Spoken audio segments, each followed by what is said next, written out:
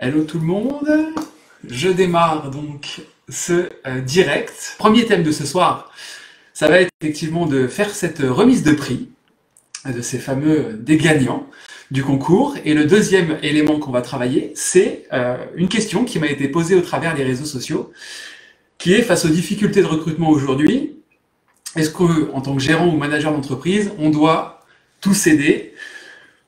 Devons-nous tout donner dès le départ aux futurs collaborateurs? Est-ce qu'aujourd'hui, déjà, comment faire pour les séduire? Comment faire pour qu'ils viennent dans notre salon et pas un autre salon, au vu de la concurrence et du nombre de salons qui recrutent? Donc, c'est ces deux sujets-là qu'on aborde. Donc, pour ceux qui se connectent au fur et à mesure, on va parler...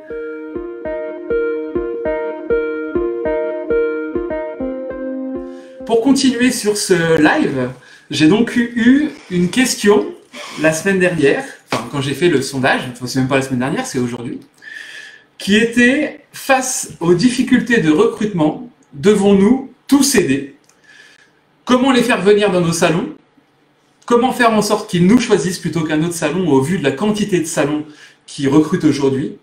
Et surtout, quand on a plein d'avantages dans son salon, est-ce qu'on doit tout donner tout de suite? » Alors, pour répondre à ces trois questions, je vais commencer par un premier élément qui est est-ce qu'on doit tout céder, c'est-à-dire salaire, samedi de repos, etc. Donc moi, la première réponse que je vais vous donner, c'est non. Non, on ne doit pas tout céder. Pourquoi? Parce que le premier point, c'est le salaire. Aujourd'hui, le salaire, pour ceux qui font de la formation avec moi, il y a forcément une masse salariale, c'est le montant, le coût du salaire par rapport au chiffre d'affaires qui est réalisé. En moyenne en France, le coût du salaire ne doit pas dépasser 50% du chiffre d'affaires réalisé. Et ça dépend des salons, bien entendu, et c'est ce qu'on voit au travers de ma formation « Je pilote mon business ». Donc en tout cas, le premier élément, si on ne doit pas effectivement céder à n'importe quel salaire, premier point, c'est celui-là. C'est qu'aujourd'hui, pour qu'une entreprise fonctionne, il faut qu'il y ait une cohérence entre le salaire et le chiffre d'affaires réalisé. J'entends à côté de ça qu'il y a des salons qui vont faire des sacrifices et qui vont donner des salaires parfois plus importants que ce qu'ils devraient ou que ce qu'ils pourraient. Alors parfois c'est parce qu'ils n'ont pas conscience, je pense, de ces enjeux-là, de savoir qu'il faut un équilibre entre le salaire qu'on donne et le chiffre d'affaires réalisé. Et le deuxième point, c'est qu'à un moment donné, il y a une certaine forme de désespoir qui fait qu'ils sont prêts à donner n'importe quel salaire. Moi je trouve qu'aujourd'hui c'est une stratégie qui est dangereuse pour l'entreprise, d'autant plus si on n'a pas les outils pour véritablement gérer sa masse salariale et faire en sorte de la maîtriser. Donc, non, aujourd'hui, donner n'importe quel salaire et faire un peu le principe de la surenchère, comme on peut voir parfois sur les réseaux, pour moi, c'est une mauvaise option. On doit donner un salaire, certes, qui doit être cohérent avec un chiffre d'affaires à réaliser en face, et c'est pour ça qu'il y a des fixes, le salaire fixe, et des systèmes de primes qu'on doit mettre en place, mais je vais revenir dessus juste après. Le deuxième élément, c'est que certains salons, effectivement, ou certains collaborateurs choisissent de rentrer dans des salons à partir du moment où il y a les fameux samedis de repos. Donc la mode, c'est un peu ça, c'est est-ce qu'on doit donner les samedis de repos aux collaborateurs? Est-ce qu'aujourd'hui c'est le seul moyen, je dirais, de réussir à recruter? Personnellement, je dirais que ce n'est pas la solution. Pourquoi je dis ça? Parce qu'aujourd'hui, selon les salons, il y a encore quand même des entreprises qui fonctionnent très très fort le samedi, et donner les samedis à ses collaborateurs, ça reste un manque à gagner. Premier élément. Le deuxième élément, quand on commence, surtout en phase de recrutement, à donner des samedis à ceux qu'on recrute, il va falloir pouvoir l'expliquer aux collaborateurs qui sont déjà là. En l'occurrence, pourquoi à eux, on ne leur donne pas leur samedi, etc. Donc effectivement, si on commence à avoir une stratégie de recrutement où on commence à donner les samedis aux collaborateurs, il faut être conscient qu'à un moment donné, il va falloir le faire avec l'ensemble de l'équipe pour ne pas créer d'injustice au sein des équipes. Et il faut savoir qu'aujourd'hui, l'un des mots qu'on retrouve dans le management, salut Caroline, c'est justement des salons qui font une certaine forme d'injustice sans s'en rendre compte entre les collaborateurs. Donc, par rapport à ces fameux samedis, je pense qu'aujourd'hui, ce n'est pas la solution au recrutement. Je pense que la solution au recrutement est plus globale. Donc encore une fois, si on décide de donner les samedis aux collaborateurs, il faut bien être conscient qu'il faut prendre en compte le chiffre d'affaires qu'on fait le samedi. Il faut aussi prendre en compte qu'il va falloir apporter une cohérence au sein de l'équipe. Et bien sûr, imaginez que si on donne un samedi à un ou une collaboratrice, que les autres le demandent, ce serait forcément légitime. Donc, je dirais qu'aujourd'hui, est-ce qu'on donne n'importe quel salaire? Non, il faut être conscient de ce qu'on donne, il faut maîtriser ce qu'on donne, il faut maîtriser sa masse salariale, et il faut maîtriser les enjeux entre ce qu'on donne comme salaire et ce qui doit être fait en termes de chiffre d'affaires. Et c'est pour ça qu'aujourd'hui, dans les entreprises, qu'en tout cas, personnellement, je recommande, c'est de mettre en place des salaires fixes et ensuite du variable, c'est-à-dire des primes. Deuxième élément, donc, est-ce qu'on doit donner les samedis pour aider les collaborateurs et favoriser le recrutement? Moi, je dirais encore une fois que ce n'est pas la solution, je ne pense pas. Et encore une fois, parce que je pense que ce qui fait qu'un collaborateur rentre dans un salon, ben, il y a plus de raisons que ça. Je pense que le samedi ne suffit pas. Et encore une fois, il faut avoir cette notion de rentabilité sur l'entreprise. Est-ce que le samedi, c'est un gros chiffre d'affaires? Si je prends un exemple, un salon à la Défense, par exemple, à Paris, s'il est fermé le samedi, ça choquera personne. Salut Laurent. Ça choquera personne. En revanche, dans d'autres zones, ben les samedis, ça reste les plus grosses journées, donc il faut être vigilant par rapport à ça. Encore une fois, il faut avoir en tête cette notion de justesse avec l'ensemble de l'équipe. Donc ça, c'est pour répondre à cette première question qui était, donc, est-ce qu'on doit céder à tout, en tout cas par rapport au salaire? Donc la réponse pour moi, elle est non, elle doit être calibrée. L'autre, c'est le temps, est-ce qu'on doit donner les samedis, etc. Moi, je pense que ce n'est pas la solution, mais je vais développer. Et je pense qu'il faut garder en tête cette notion de justesse. Le deuxième élément que j'aurais à aborder par rapport au recrutement, c'est aujourd'hui, la réflexion que moi j'aurais, c'est qui j'ai envie de séduire. C'est comme dans un couple, je vais prendre un parallèle. Est-ce que quand je rencontre quelqu'un, pour le séduire, je dois complètement me transformer, complètement changer mes habitudes, complètement être quelqu'un d'autre que ce que je suis? Je dirais que non. Pourquoi? Parce que si je séduis quelqu'un en me déguisant, il y a de fortes chances que sur le long terme, ça ne fonctionne pas. Parce que le contrat du début, eh ben, c'est pas le contrat d'après.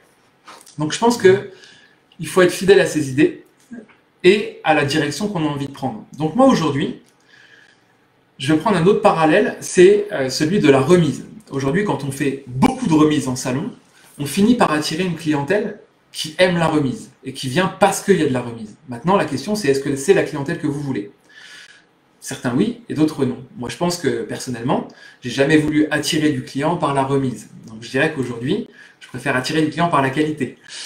Donc, je pars du principe que pour les collaborateurs, c'est la même chose. Est-ce qu'on veut aujourd'hui séduire parce qu'on offre les samedis à nos collaborateurs? Est-ce qu'on veut, ou est-ce qu'on veut quelqu'un qui est plutôt séduit par notre philosophie d'entreprise, par le salon qu'on est, par la direction qu'on prend et par les autres, entre guillemets, avantages qu'on peut lui fournir. Voilà. Donc moi, pour moi, aujourd'hui, il y a véritablement cet élément-là à prendre en compte, c'est qui suis-je et comment je veux séduire. Et moi, je pense qu'aujourd'hui, si on commence à tout ouvrir, eh ben, il n'y a plus de difficulté à rentrer chez vous. Et je pense qu'aujourd'hui, la qualité d'une entreprise se traduit aussi par la difficulté à y rentrer. Autrement dit, si n'importe quel collaborateur peut rentrer dans votre salon, il est fort possible que ça donne peu de valeur à votre entreprise. Voilà pour ce sujet-là. Donc n'hésitez pas encore une fois, si vous avez des questions, à les mettre en dessous et à réagir à ce que je dis, si vous êtes d'accord ou pas d'accord. N'hésitez pas, c'est avec plaisir. Ensuite, un autre élément que je voulais donner et répondre, ce sur quoi je voulais répondre, c'était aussi oui, la question, devons-nous tout donner tout de suite? Est-ce qu'on doit tout apporter sur un plateau tout de suite à son collaborateur? Lui donner le salaire qu'il veut, lui donner, etc. Tout ça. Moi, je pense qu'il faut être clair et factuel dès le départ. Quand on reçoit son collaborateur dans le cadre d'un recrutement, et après, je parlerai de comment le séduire, hein, parce que avant l'entretien, il y a comment je le séduis, ce fameux collaborateur, comment je fais en sorte qu'il vienne chez moi. Donc, devons-nous tout donner tout de suite? Pour répondre à cette question, je recommence en disant qu'effectivement, il faut être factuel. C'est-à-dire que le collaborateur qui vient chez vous, ou qui vient chez moi, il est important qu'il sache exactement combien il va gagner au départ, combien il va potentiellement gagner, qu'est-ce que je vais lui offrir en termes de formation, en termes d'avantages divers et variés, qu'est-ce que je fais dans mon entreprise qui a une vraie valeur ajoutée, et qu'est-ce que je ne fais pas, ou qu'est-ce que je ne ferai pas.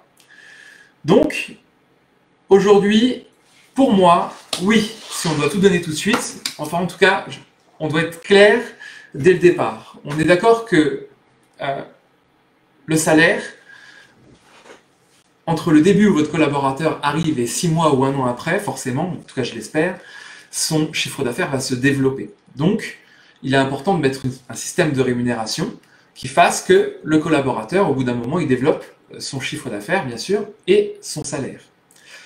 Pour ça, il est essentiel que vous soyez le plus clair possible. Et moi, ce que je vais vous inviter à faire, notamment pour la partie, en tout cas, rémunération, c'est que votre collaborateur, il sache exactement combien il doit faire pour commencer à avoir sa rémunération qui augmente, et à partir de combien il va gagner tel salaire. Pour être plus clair, votre collaborateur il doit savoir que à partir de temps il gagne 1500 euros, à partir de temps de chiffre d'affaires il gagne 1600, à partir de temps de chiffre d'affaires il gagne 1700, à partir de temps de chiffre d'affaires il gagne 1800. Si dès le départ vous êtes clair en lui exprimant ce qu'il va gagner en faisant tel chiffre d'affaires, pour lui c'est clair comme de l'eau de roche. Et si vous voulez donner une vraie valeur ajoutée à ça, c'est aussi de prendre en exemple des collaborateurs peut-être qui sont déjà chez vous et qui réussissent à primer. Pour leur prouver qu'aujourd'hui, ils peuvent gagner, entre guillemets, de l'argent en faisant du chiffre d'affaires chez vous, vous pouvez très bien prendre la fiche de paie d'un de vos collaborateurs, en cachant le nom si vous ne souhaitez pas être transparent, et en montrant toutes les lignes où vous avez mis des primes, et qui prouvent que oui, effectivement, chez vous, un coiffeur peut gagner 1700, 1800, 1900, peut-être même 2000 euros. Donc, pour moi, dès le départ, votre collaborateur, il doit savoir qu'est-ce qu'il peut potentiellement gagner chez vous. Ça, c'est pour répondre, dans un premier temps, à l'enjeu financier. Le deuxième élément, c'est que pour obtenir ces primes et faire de l'argent, et puis s'épanouir à ce point de vue-là, il faut aussi lui donner des clés pour qu'il puisse réussir. Et là intervient la formation ou le coaching que vous pouvez mettre vous-même en place avec vos collaborateurs. Ce que je veux dire par là, c'est que demander à des collaborateurs de faire du chiffre, c'est bien, c'est très bien. Les aider à faire du chiffre d'affaires, pour moi, c'est encore mieux. Et pour ça, le meilleur levier, c'est soit de la formation en interne, où vous êtes acteur, et vous formez vos collaborateurs, soit faire appel à des intervenants externes. Et dès l'entretien d'embauche, on peut être clair avec son collaborateur en lui expliquant que, oui, il y a des paliers de chiffre d'affaires à attendre pour mieux gagner sa vie, qu'à côté, il y a de la formation pour les aider, et vous pouvez aussi être clair dès l'entretien en leur expliquant qu'il y a tant de journées de formation par an, que les formations vont porter sur différents thèmes, et que ça, c'est votre engagement. Et ça, c'est important d'être clair dès le départ. Dans vos collaborateurs, oui, il y a des gens qui veulent gagner de l'argent, certes, ça fait partie d'un des critères de motivation, mais il y a aussi des personnes qui veulent gagner en compétences, évoluer, performer. Et donc, il faut avoir cette seconde carte à offrir à vos collaborateurs. Le troisième élément que je pourrais vous donner ce soir, c'est lié aux conditions de travail. Aujourd'hui, plus vous allez être clair, encore une fois, lors de l'entretien, mieux ce sera. Les conditions de travail, oui, c'est les horaires, le respect des horaires, c'est, encore une fois, la formation fait partie des conditions de travail. Si on a un collaborateur qui n'a pas de connaissances, qui n'est pas formé sur les produits, ça occasionne un stress. Et qui dit occasionner un stress, dit que le collaborateur, forcément, il n'est pas dans de bonnes conditions pour travailler. Donc, aujourd'hui, mettre tout en œuvre pour que les conditions de travail soient bonnes pour votre collaborateur, c'est important.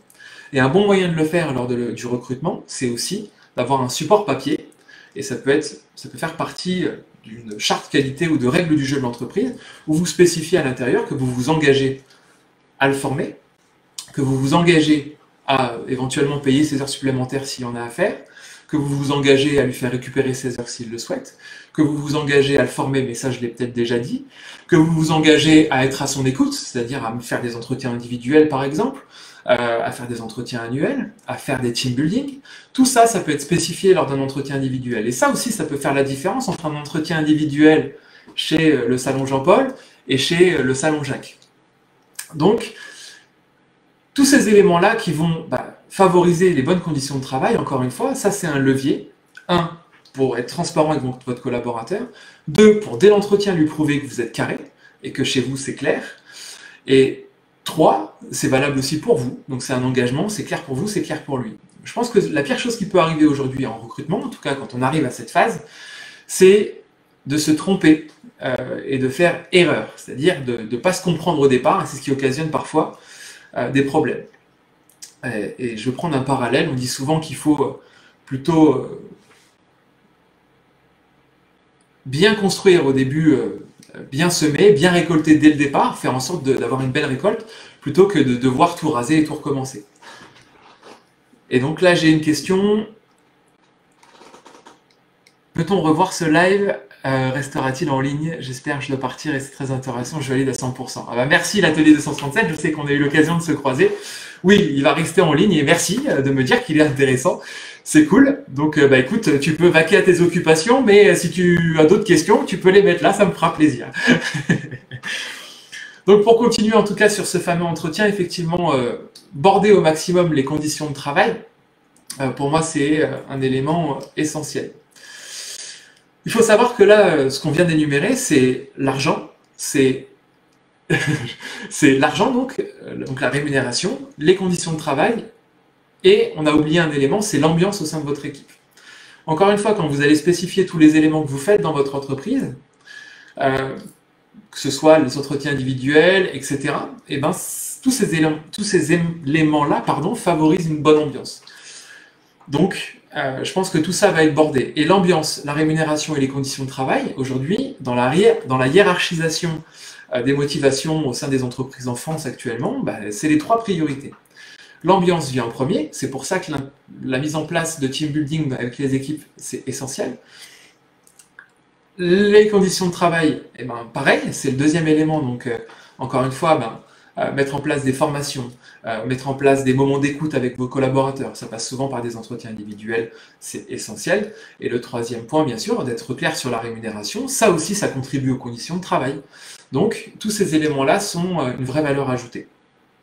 Bien. Écoutez, pour répondre à cette question, je prends mon petit calepin pour être sûr de rien oublier. N'hésitez pas si vous voulez que j'approfondisse certains points.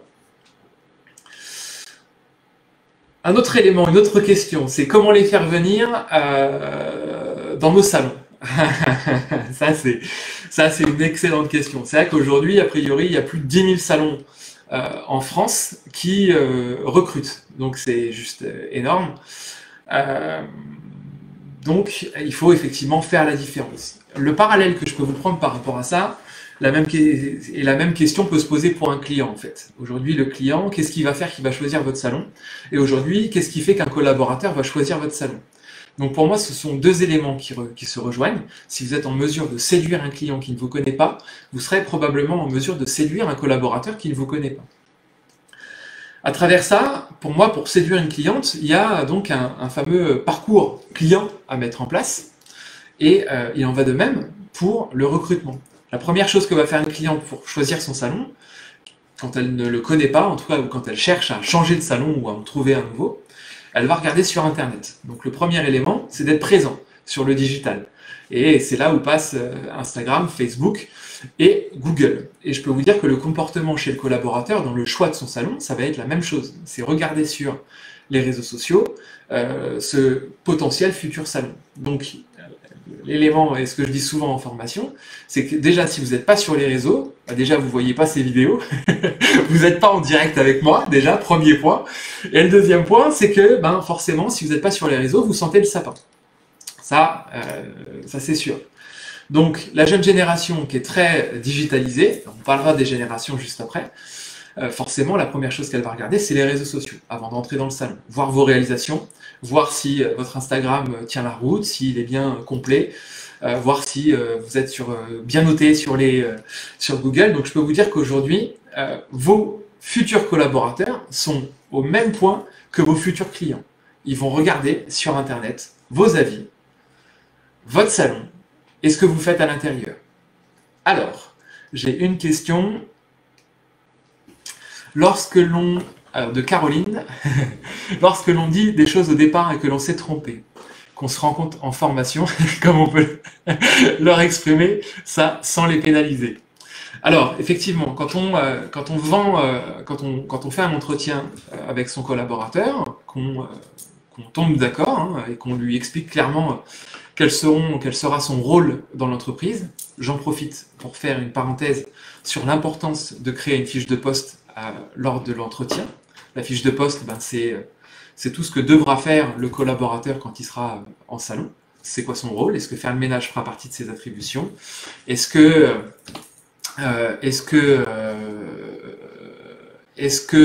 s'occuper de la digitalisation fera partie de ses attributions, etc., etc. Son rôle au sein de l'entreprise. Le deuxième élément, sur la fiche de poste, donc ça c'est un élément qui est très important à mettre en place.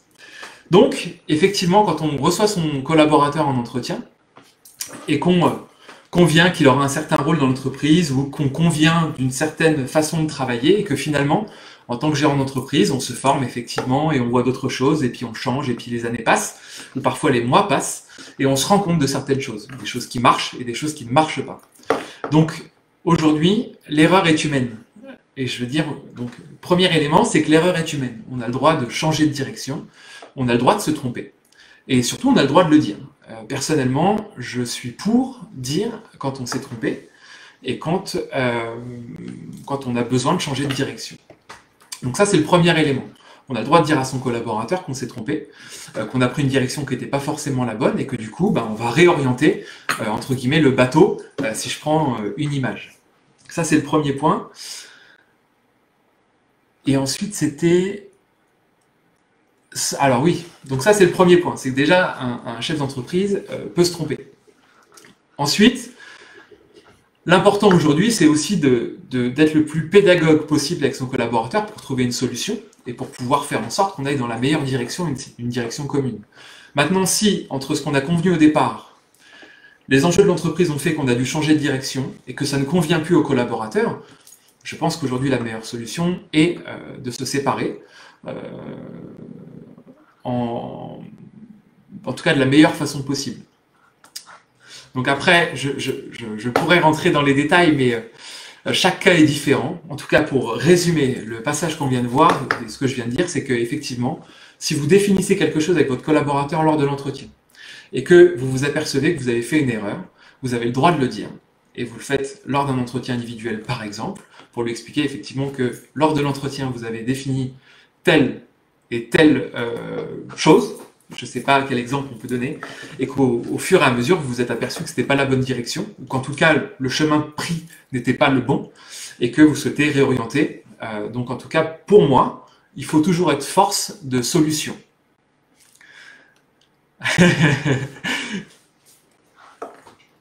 C'est pas le cas, heureusement, Caroline. Et écoute, j'en suis ravi. C'est une très bonne nouvelle. Parfait. Alors, et comment se séparer gentiment d'un collaborateur? Alors, déjà, pour moi, c'est toujours la façon qu'on va privilégier, c'est se séparer gentiment. Quand on s'aperçoit qu'avec un collaborateur, ça se passe pas bien, on n'est pas sur la même longueur d'onde, on se comprend pas, ou etc. Déjà, la première chose à faire, c'est d'identifier clairement pourquoi ça fonctionne pas et pourquoi on veut se séparer de ce fameux collaborateur. Ça, c'est le premier point. Il faut vraiment réussir à prendre un papier, une feuille et lister les éléments qui font que ça va pas. Une fois que vous avez listé ces éléments-là, vous allez lister d'ailleurs les éléments qui vont pas et les éléments qui sont positifs.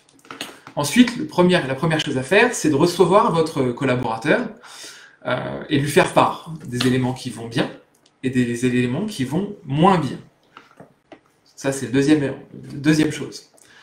Ensuite, c'est, je dirais, de voir avec votre collaborateur si par rapport aux éléments qui ne vont pas, quelles sont les solutions qu'on peut y trouver. Peut-être que, et je dirais même que la première chose à faire, c'est de savoir si votre collaborateur a des solutions par rapport aux problématiques qui fait que aujourd'hui vous ne souhaitez peut-être pas garder ce collaborateur.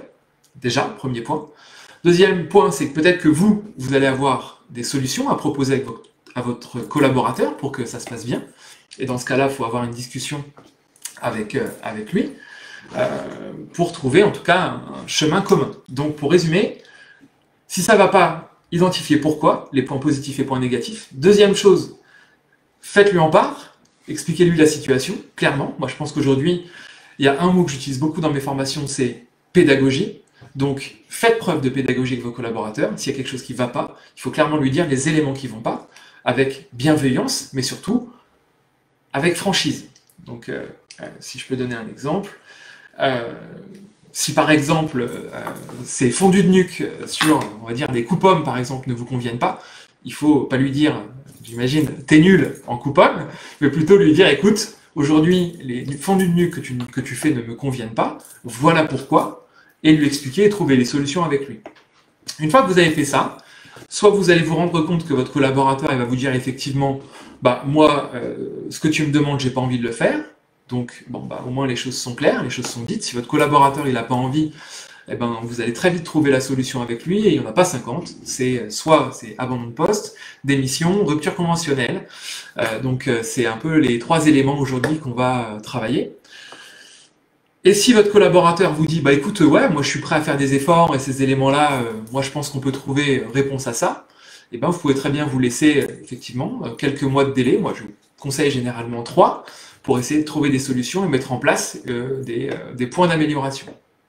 Et ce qui va être très important, c'est au-delà de cet entretien où vous allez lui expliquer les éléments qui ne vont pas et trouver des solutions avec lui, il va falloir assurer du suivi. C'est-à-dire que pour moi, expliquer au collaborateur ce qui va pas pendant l'entretien individuel, c'est bien. Mais ce que vous devez faire aussi pendant cet entretien individuel, c'est faire la liste des actions que vous allez mener à l'issue de cet entretien individuel pour aller chercher de l'amélioration. Et ça, pour moi, c'est le plus important.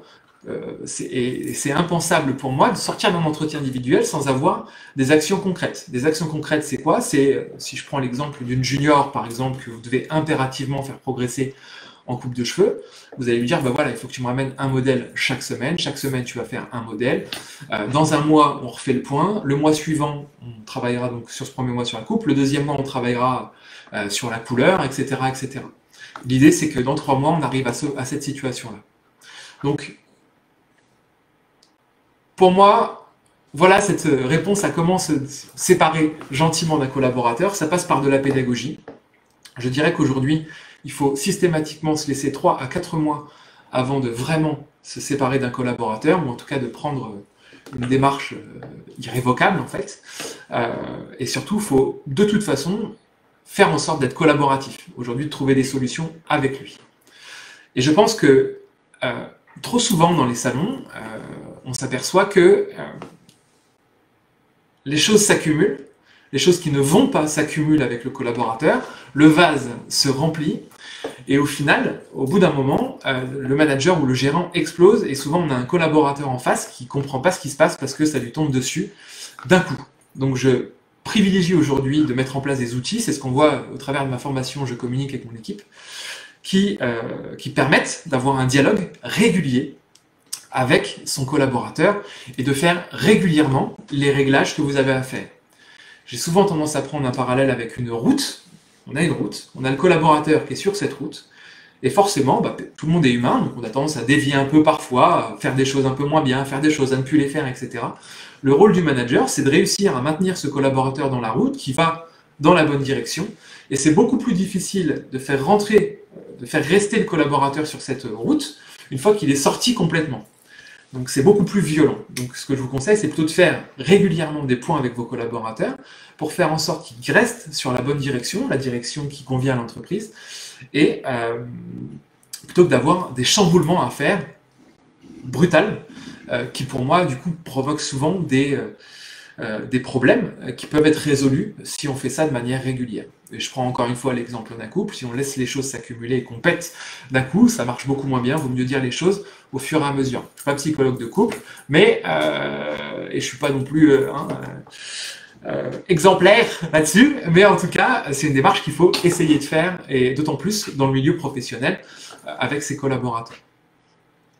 Bien, j'espère avoir répondu à cette question.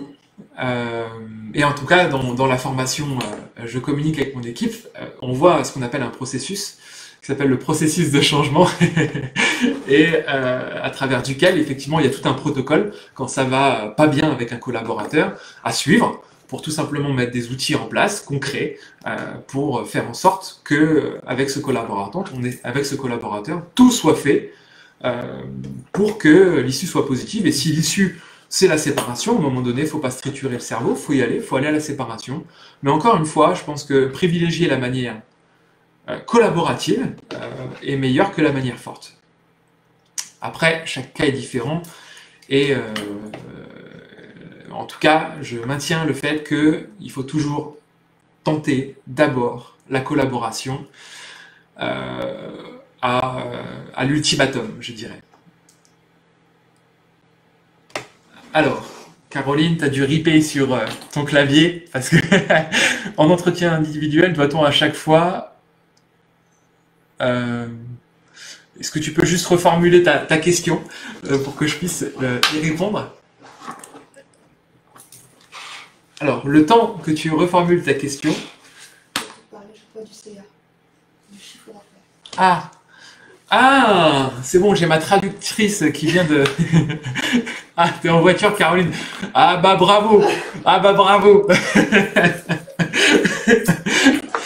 Alors, doit-on à chaque fois parler en entretien individuel du CA? Dans ta question, il y a doit-on parler à chaque fois? Chaque fois veut dire routine. Donc je dirais que non. On n'est pas obligé de parler à chaque fois du chiffre d'affaires en entretien individuel. Il faut savoir varier les plaisirs, il faut savoir surprendre ses collaborateurs, il faut savoir se surprendre soi-même. Donc je pense que parfois, on peut aussi recevoir son collaborateur en entretien individuel.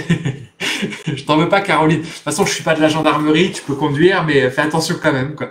Donc en tout cas, pour en revenir à nos moutons, oui, on peut parler, on n'est pas obligé de parler de chiffre d'affaires systématiquement à chaque entretien individuel. On peut très bien, de temps en temps, recevoir son collaborateur sur un entretien individuel. Caroline connaît bien le processus de l'entretien individuel parce qu'on a fait une formation récemment dessus. En tout cas, pour vous en dire deux mots, l'entretien individuel, comme je le conçois, c'est un entretien qui se fait en 3 phases. Il y a une première phase d'écoute où on va écouter son collaborateur, une deuxième phase d'échange où on va, nous, échanger avec le collaborateur et lui faire part de directions qu'on souhaite prendre avec lui ou qu'on souhaite l'emmener sur certaines directions. Et ensuite, il y a une phase de conclusion qui revient à dire quelles sont les actions qu'on va mettre en place dans le futur.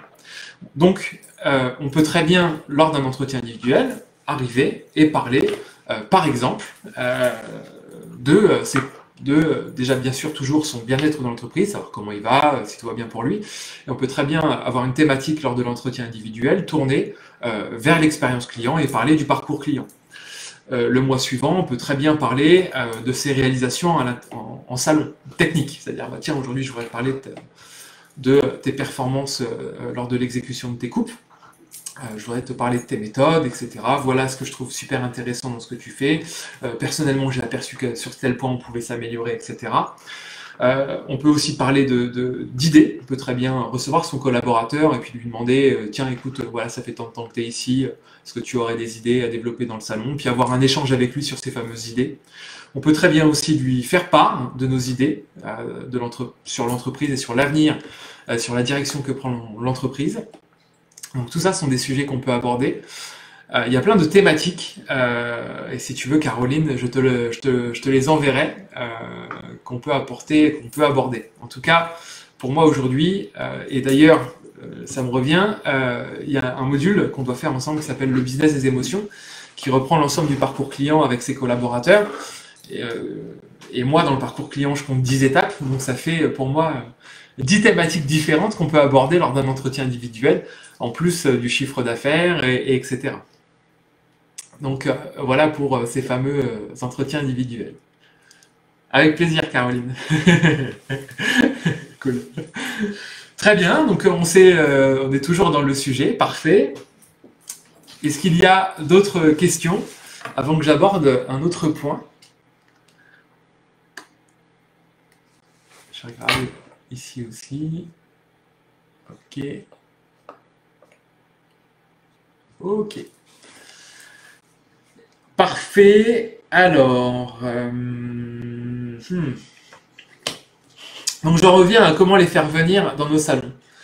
Donc, j'en parlais tout à l'heure, effectivement, il faut avoir une réflexion parallèle. Comment faire venir les collaborateurs, comment faire en sorte qu'ils nous choisissent. Le parallèle, effectivement, c'est avec les clients. La première question qu'on doit se poser, c'est qu'est-ce qui fait qu'un client va nous choisir nous et qu'est-ce qui fait qu'un collaborateur va nous choisir nous. Effectivement, j'ai parlé tout à l'heure du premier élément, c'est le digital. effectivement, le premier réflexe d'un collaborateur avant de choisir son salon, c'est d'aller sur les réseaux sociaux. Donc si vous n'y êtes pas, ça ne fonctionnera pas. Le deuxième élément, effectivement, c'est qu'aujourd'hui, dans votre annonce, parce que souvent ça passe par une annonce, quand vous souhaitez recruter un collaborateur, il est essentiel déjà d'avoir une originalité. C'est sûr qu'aujourd'hui, recherche coiffeur, 35 heures, salaire plus prime, aujourd'hui, je pense que ça fonctionne de moins en moins. Donc, il faut faire en sorte d'être plus original que ça lors de vos annonces. Ça, c'est un point qu'on peut voir aussi. Et si je peux vous donner une piste de réflexion quand vous faites, vos annonces, c'est encore une fois d'avoir en tête cette fameuse hiérarchisation des motivations. Donc cette fameuse hiérarchie des motivations, c'est l'argent, les conditions de travail et l'ambiance. Donc tout ça, c'est à mettre en valeur si vous faites des annonces demain dans sur les différentes plateformes qu'on peut faire. Un autre élément aussi une autre astuce que je peux vous donner ce soir et qui peut favoriser le fait qu'un collaborateur vienne chez vous plutôt qu'ailleurs, c'est que ce soit vos collaborateurs qui recrutent. Quand je dis ça, je dis qu'en fait aujourd'hui, un nouveau modèle pour recruter, c'est la vidéo. De plus en plus, on fait appel à des témoignages, on fait témoigner ses propres collaborateurs pour faire le recrutement. Donc c'est vos collaborateurs qui parlent de votre entreprise. Et pour ça, bien sûr, il faut que vos collaborateurs soient bien chez vous. Donc ça, c'est un élément essentiel et sur lequel vous devez vraiment vous pencher.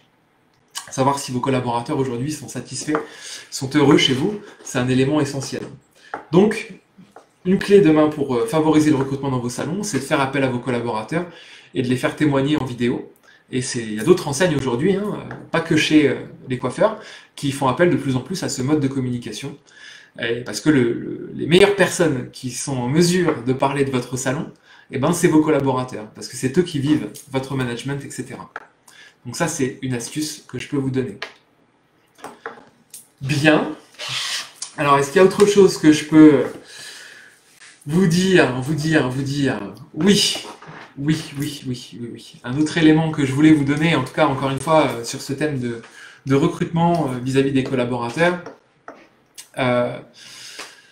c'est que malgré tous les éléments qu'on a échangés et qu'on a abordés ce soir, il y a un élément, c'est comment gérer le manque. On est d'accord qu'aujourd'hui, on manque de collaborateurs dans le salon, et malgré tous les éléments que vous allez pouvoir mettre en place, ça reste difficile d'en recruter. Ok. La deuxième piste aujourd'hui, c'est que je rencontre beaucoup de salons qui restent axés sur il faut que je recrute, et il faut que je recrute. Et j'aurais tendance aujourd'hui à vous dire que, bien sûr, il faut que vous recrutiez, mais peut-être aussi qu'il faut penser à une autre façon de fonctionner. C'est-à-dire que aujourd'hui, on réfléchit à comment recruter, et je vais vous inviter à avoir une réflexion à plutôt se dire, mais comment je peux réussir à fonctionner aujourd'hui, à garder une certaine rentabilité dans mon salon, sans forcément recruter. Là où je veux en venir, c'est que aujourd'hui, il y a différentes façons qui vont vous permettre de travailler avec moins de collaborateurs et de réussir quand même à générer de la rentabilité et à réussir au sein de votre salon. Là où je veux en venir, c'est très simple, c'est qu'il y a plusieurs façons de le travailler. Encore une fois, le premier élément, c'est que de toute façon aujourd'hui, cette difficulté de recrutement, elle est indéniable. Et le pire en plus, c'est que c'est pas uniquement lié à nous, c'est lié un peu à tous les métiers de l'artisanat, que ce soit les plombiers, la restauration. La restauration, c'est pas de l'artisanat, enfin si, c'est de l'artisanat, je pense, mais la restauration, et je pense à d'autres domaines, dans les métiers du bâtiment, etc., un peu dans tous les domaines commerciaux, etc. Donc l'idée, je pense, aujourd'hui, c'est qu'il va falloir faire preuve d'agilité et de réussir à s'adapter dans nos entreprises, à travailler en étant moins nombreux en salon. Et les premiers éléments à mettre en place pour réussir, je dirais aujourd'hui, à travailler dans cette manière, c'est 1. D'optimiser son temps, c'est-à-dire qu'aujourd'hui, il y a des outils, notamment, quand je dis optimiser son temps, c'est tout le temps aujourd'hui qu'on peut potentiellement perdre en salon à répondre au téléphone, à s'occuper des lessives, à faire le ménage. Tous ces éléments-là, aujourd'hui, sont des éléments qu'on peut externaliser, avec par exemple la prise de rendez-vous qui fait gagner un temps considérable en salon, avec faire appel à des entreprises externes pour le linge et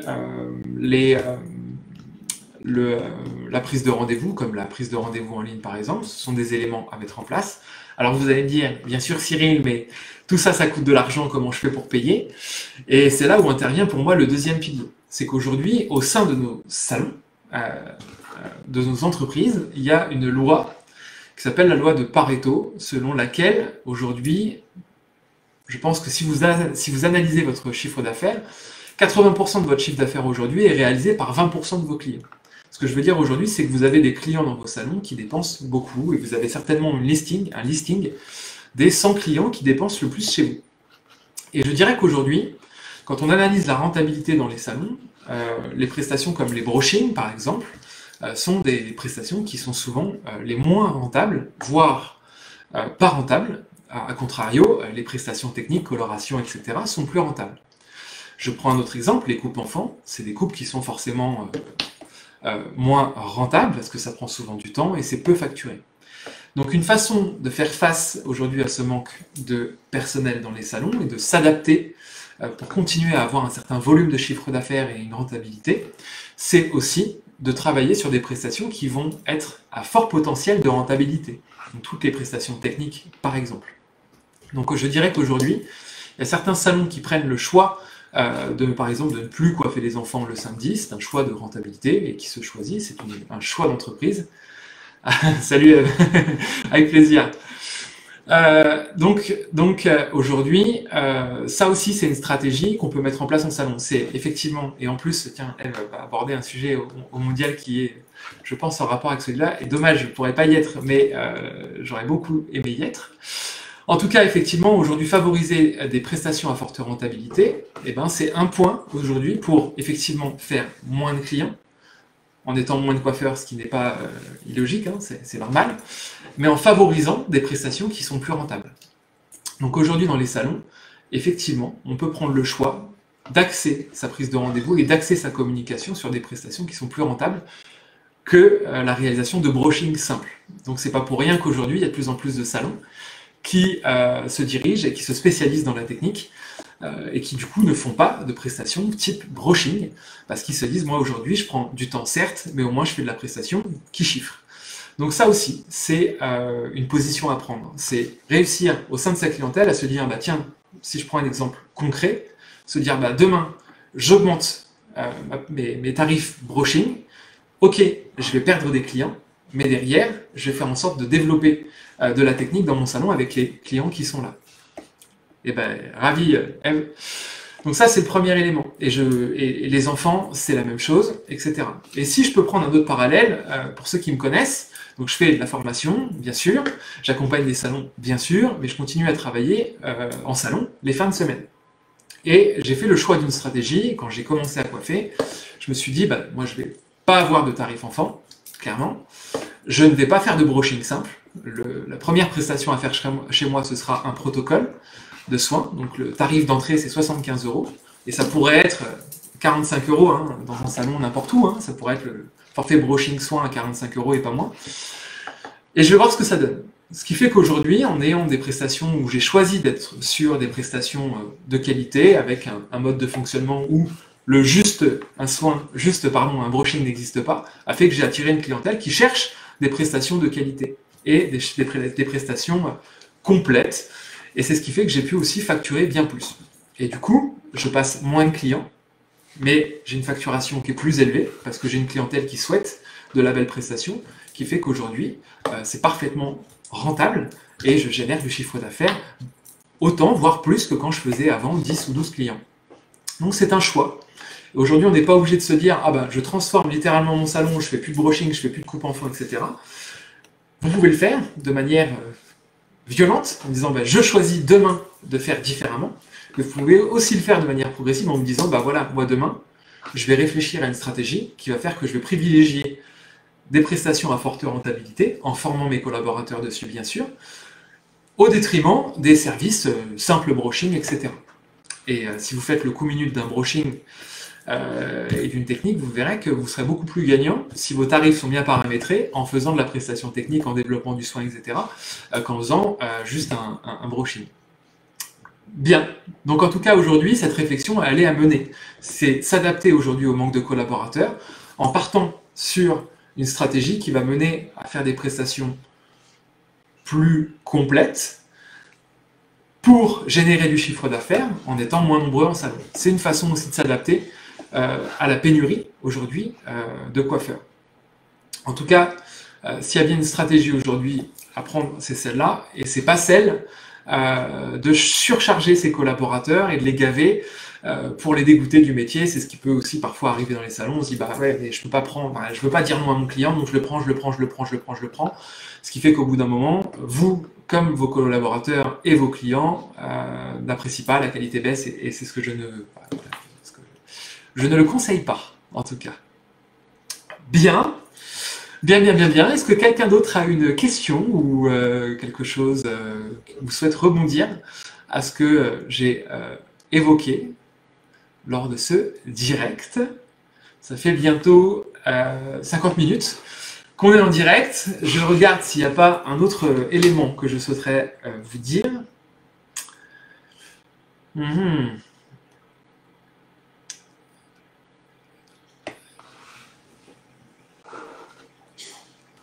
Ah, comment tu fais pour faire évoluer tout ça? Merci Eve pour ta question. Alors, la première chose, c'est faut que ça vienne du manager ou du gérant. Ça, c'est pour moi déjà le premier point. Donc, c'est une prise de conscience du manager ou du gérant. Ça, c'est le premier point. Des tips à aider les coiffeurs pour mettre ça en place. Ouais. Donc, premier élément, déjà, il faut que le manager ou le gérant de coiffure prenne conscience que véritablement, réaliser des techniques, quand les tarifs sont bien fixés dans les salons, c'est plus rentable que de faire du simple broching ou de la simple coupe. Deuxième élément, c'est que j'aurais tendance à interdire dans les salons le juste les racines. Ce juste les racines, pour moi, c'est à interdire. Aujourd'hui, en tant que coiffeur, on ne devrait plus dire juste les racines, on devrait faire des colorations sur mesure. Parce que juste les racines, c'est la meilleure façon pour que votre cliente demain aille acheter sa coloration en supermarché, s'applique ses couleurs, juste en racines, comme vous le faites. Donc ça, c'est vraiment un élément, un type, voilà, ça peut faire partie d'un type, c'est juste les racines, vous l'enlevez. Ça, c'est fini. Deuxième élément, vous, prenez-en conscience. Deuxième élément, interdisez le juste les racines ou juste un brushing. Ça devrait être interdit. Et le comme d'habitude, on n'en parle même plus. Troisième élément, c'est effectivement déjà dans votre tarification, vous avez ce qu'on appelle une charte tarifaire, en tout cas je l'espère, dans vos salons, avec vos différentes prestations. Et je vous inviterai à abandonner ce bon vieux coupe, plus couleur, plus soin, plus etc., plus machin. Et je vais privilégier plutôt des formules plus globales, plus axées bien-être, plus axées plaisir. Je dirais qu'aujourd'hui, moi, quand les clientes me demandent si elles doivent faire un soin, si elles en ont besoin, alors déjà, je vais répondre à la première question, c'est est-ce qu'elles en ont besoin, oui ou non.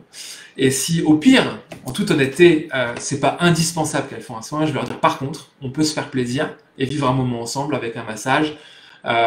Et en plus, ce sera de toute façon bénéfique pour vos cheveux. Donc voilà, ça aussi, aujourd'hui, travailler sur une notion de plaisir avec ses clients et non pas d'utilité, pour moi, c'est essentiel. Donc, prenez conscience aujourd'hui dans les salons que oui, faire de la prestation additionnelle, c'est plus rentable que de faire de la prestation simple.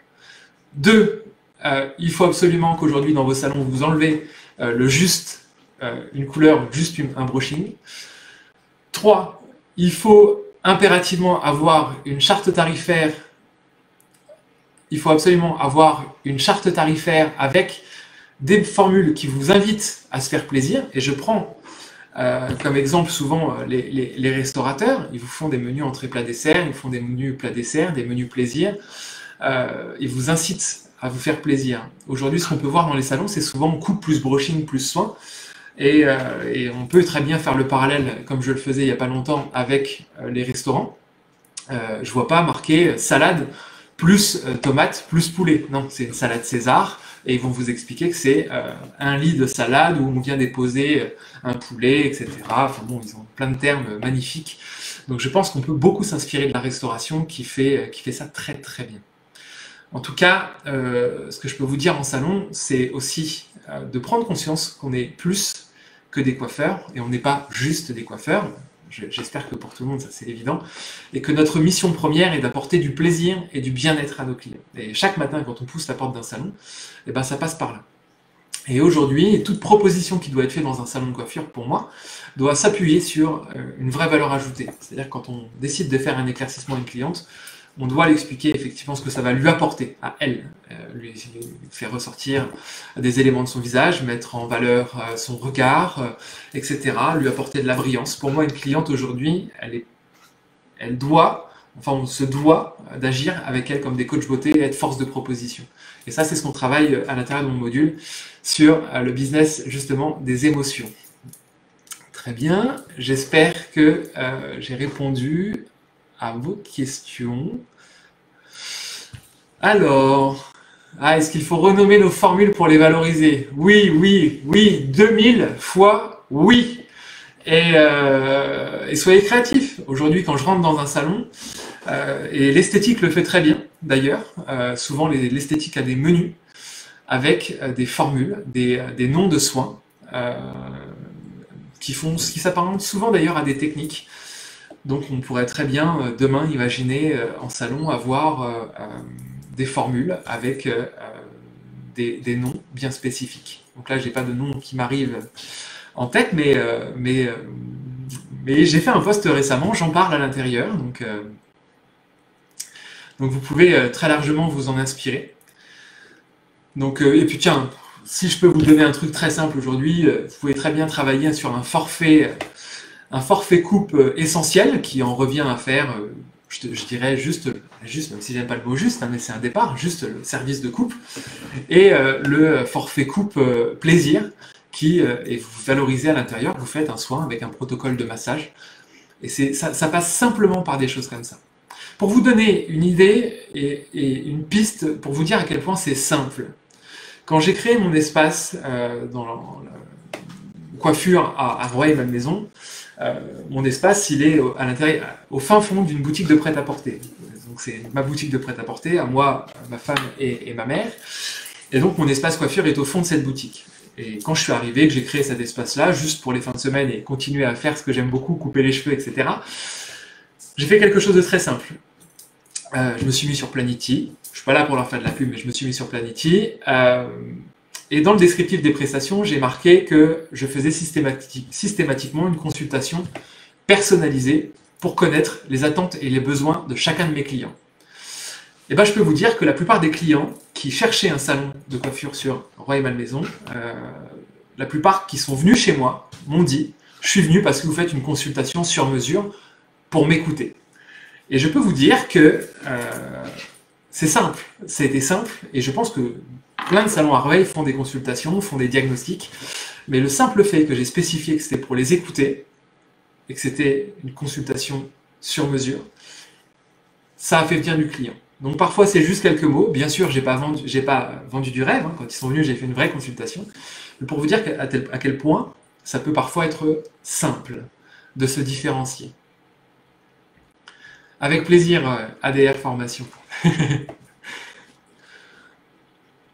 Bien. Alors, est-ce qu'il y a d'autres questions?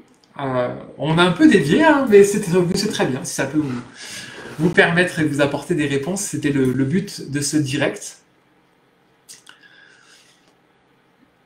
Alors, est-ce qu'il y a une autre question? Sinon, je pense qu'on va bientôt terminer ce direct. Peut-être un dernier élément que je pourrais vous donner ou vous apporter ce soir. Il y a une question qui m'a été posée, c'est est-ce qu'il sera revisionnable? Oui. Oui, il sera de nouveau visionnable. Il sera dans les vidéos, je pense, sur Instagram, mais également sur Facebook. Bien. Un dernier élément, tiens, que je voulais vous donner, aujourd'hui, on se dit souvent qu'il y a des générations dans les collaborateurs, X, Y et Z. Ces différentes générations, on dit souvent qu'il faut leur parler différemment, etc. Et qu'aujourd'hui, il faut savoir s'adapter à chaque génération. Mais je dirais qu'aujourd'hui, c'est pas tout à fait vrai. Je pense qu'aujourd'hui, les générations évoluent. Je suis d'accord que les nouvelles générations, les gens qui sont nés en 2000 et qui ont aujourd'hui 20 ans, et les gens qui sont nés dans les années 85 ou 87, comme moi, ont 35 ans, n'ont pas forcément reçu la même éducation ou pas les mêmes références.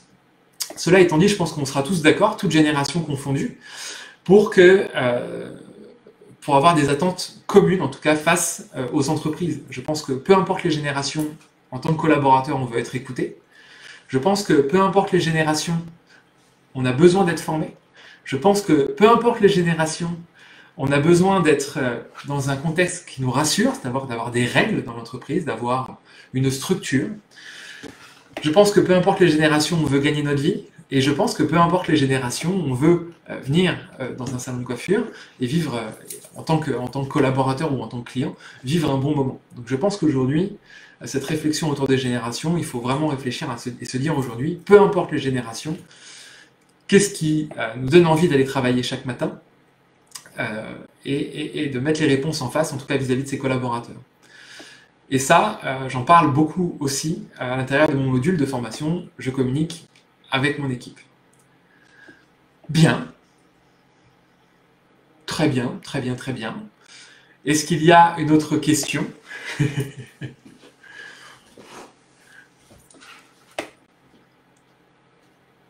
Pour l'instant, non. Donc, je pense que nous allons bientôt clôturer ce direct.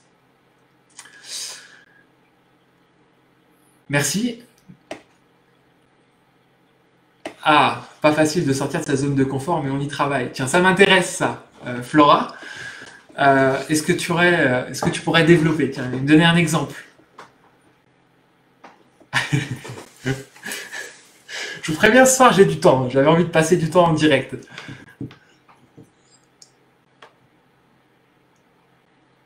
Parfait, Flora. Bon, c'était une question, c'est maintenant, tu me dis. Et on y va. Ou sinon, on se voit une prochaine.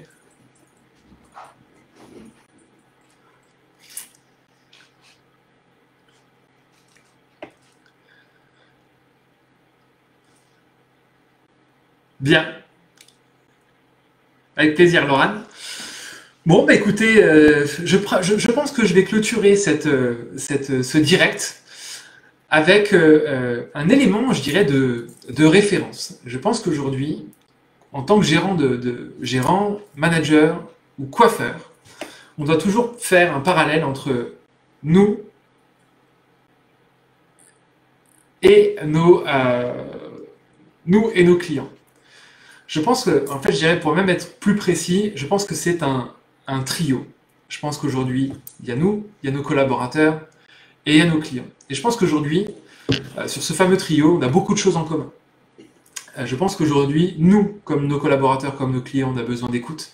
Et c'est pour ça que les diagnostics sont là pour faire ça. Je pense que la phase d'écoute dans les diagnostics avec nos clients sont primordiales. Je pense qu'aujourd'hui, mettre en place des moments d'écoute avec ses collaborateurs, c'est essentiel. Et je ne parle pas de l'écoute entre deux clients, je ne parle pas de la question entre deux clients, comment tu vas. Je parle vraiment du cadre propice pour échanger avec son collaborateur et l'écouter. Et ça, c'est valable pour nous, c'est valable pour nos clients et c'est valable pour nos collaborateurs. Je pense qu'aujourd'hui, en salon, la meilleure façon de faire vivre une belle expérience à nos clients, c'est que nous-mêmes, en tant que gérants, on vive une belle expérience et c'est que nos collaborateurs vivent aussi une belle expérience. C'est pour ça que vraiment, j'insiste sur le fait de se former.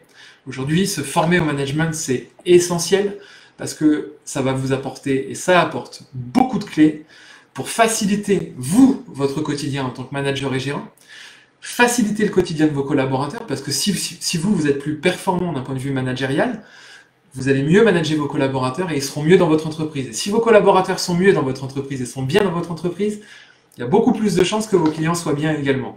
Et indirectement, c'est beaucoup plus facile pour recruter des collaborateurs. Je pars souvent du principe que pour réussir à recruter des collaborateurs, il faut déjà réussir à fidéliser ceux qu'on a.